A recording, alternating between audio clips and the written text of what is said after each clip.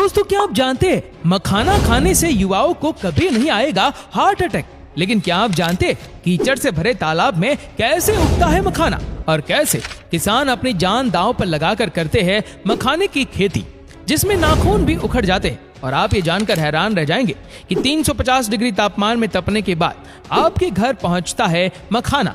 आज हम आपको मखाना बनने की पूरी जानकारी, मखाने की खेती से लेकर मखाना तैयार होने तक हर प्रोसेस को दिखाने वाले। तो चलिए वीडियो की शुरुआत करते हैं। आपको बता दें कि मखाने की खेती किसी खेत या जमीन पर नहीं की जाती, बल्कि मखाने की खेती तालाब में की जाती है। मखाने की बुआई से पहले अक्टूबर नवंबर के महीने में तालाब से जल, कुंभी और अन्य खरपतवार को निकाला जाता है और फिर दिसंबर से जनवरी महीने तक कुछ इस तरह तालाब में मखाने की बीज की बुआई की जाती है। ये बीज कुछ इस प्रकार का दिखता है, काला और भूरे रंग का।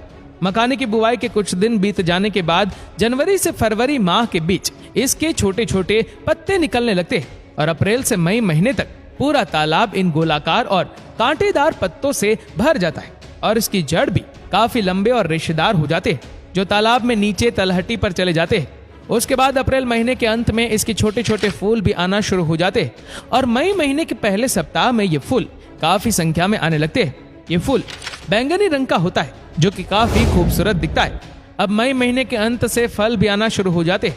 मखाना का फल स्पंजी और कटीला होता है और इसमें बीज की बात करें तो औसतन एक फल में 70 से 110 बीज होते हैं और यही बीज आगे चलकर मखाना बनने वाला है। जुलाई के महीने तक मखाना का फल तैयार हो चुका होता है, इसलिए ये पानी के अंदर ही फटने लगता है, जिससे इसका बीज पानी पर तैरने लगता है और इस बीज के चारों तरफ हल्के गुलाबी रंग का ऐसा कवर होता है।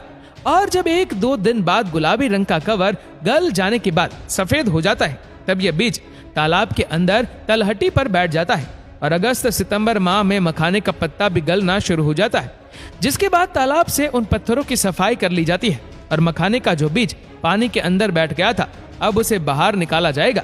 इसके लिए ये किसान लकड़ी से बनी इस बड़ी सी छलनी नुमा टोकरी, जिसे यहाँ की भाषा में गांज कहा जाता है, उसकी मदद से कुछ लोग इस तरह से पानी के अंदर से मखाने के बीज को निकालते हैं। सच में हमारे किसान भाई बहुत कड़ी मेहनत से इस काम को करते हैं। और अब जब सारा बीज निकल चुका है, ऐसे कुछ इस तरह पैरों से मसल कर बीजों की सफाई करते हैं, जिससे बीज के ऊपर का कवर निकल जाता है और फिर इन बीज को पानी से साफ कर लेते हैं। बाद में इन्हें बोरों में भरकर इसके अगले प्रोसेस के लिए तैयार किया जाता है। इसके लिए इन सभी मखानों के बीजों को धूप में अच्छी तरह से सुखा लेते हैं और फिर खास प्रकार के छलने से छानकर अलग अलग आकार वाले बीजों को अलग कर दिया जाता है और फिर इन बीजों को अच्छी तरह फैलाकर धूप में सुखाया जाता है, जिससे इसका रंग काले से गहरे लाल रंग में बदल जाता है। उसके बाद इन बीजों को उसी दिन बिना बालू के मिट्टी के कढ़ाई में भुना जाता है और बुनाई के बाद इन बीजों को टोकरियों में ठंडे छायादार जमीन पर कुछ दिनों तक रखा जाता है, जिससे बीज के कड़े छिलके और अंदर का मुलायम लावा ढीला पड़ जाता है। अब थोड़ा थोड़ा करके इन बीजों को कढ़ाई में भुना जाता है। आपको बता दें कि बीज को भुनने के लिए 4 मिट्टी की कढ़ाई और 1 लोहे की कढ़ाई की जरूरत पड़ती है।